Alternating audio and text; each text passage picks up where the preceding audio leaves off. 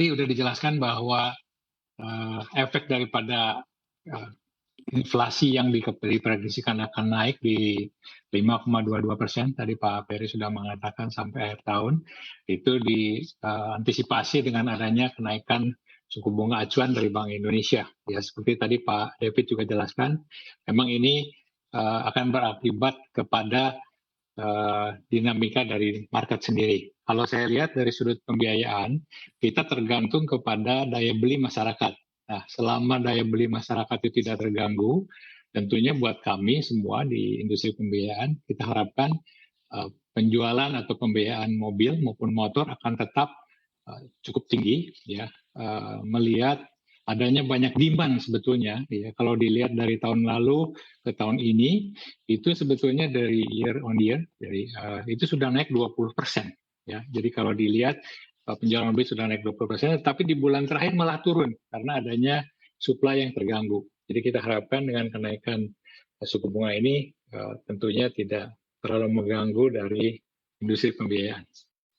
Baik, Anda lihat efektivitasnya seperti apa Pak Wiwi? Kalau memang ternyata suku bunga acuan ini naik, tujuannya itu adalah untuk bisa menstabilisasi keadaan begitu karena adanya kenaikan BBM. Ya, kalau dari sudut pembiayaan, kenaikan suku bunga sendiri, kalaupun naik, biasanya kan naiknya tidak langsung berefek kepada kami, karena itu kan bank akan menaikkan ke kami dan kemudian kami akan menghitung ke konsumen.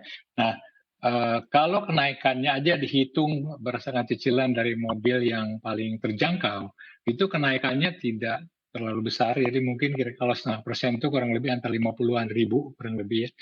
Nah, tetapi yang penting di sini adalah jangan sampai demand terhadap mobilnya sendiri turun karena adanya daya beli yang menurun. Itu yang efek daripada industri lain yang juga terganggu dengan adanya daya beli yang menurun ini. Gitu. Tapi kalau kata Pak David tadi sebenarnya kalau di perbankan ini dibutuhkan waktu transmisi begitu. Jadi secara gradual bank tidak akan langsung menaikkan suku bunga kreditnya begitu. Kalau di multifinance sendiri Anda proyeksikan untuk transmisinya waktunya berapa lama?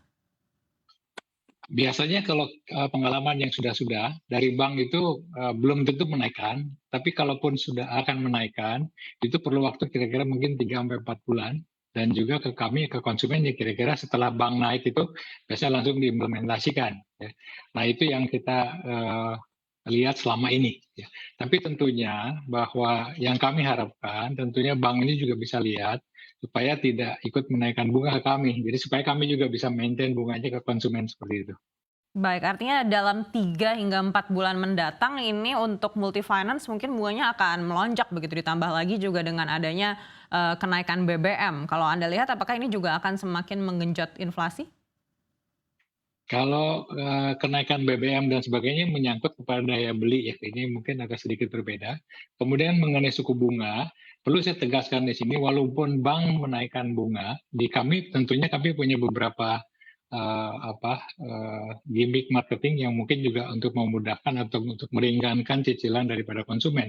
Seperti misalnya di tenor ya, tenor juga bisa kami negosiasikan dengan konsumen, bagaimana supaya konsumen bisa mampu secara bulanan untuk bisa membayar cicilannya begitu. Jadi tentunya kita harapkan tentunya satu adalah bank tidak menaikkan bunga, ya. Yang kedua adalah kalaupun naikkan bunga tidak terlalu besar gitu. Dan ketiga tentunya dari industri pembiayaan juga bisa membantu konsumen tetap mempunyai daya beli atau daya cicil untuk bisa membeli kendaraannya.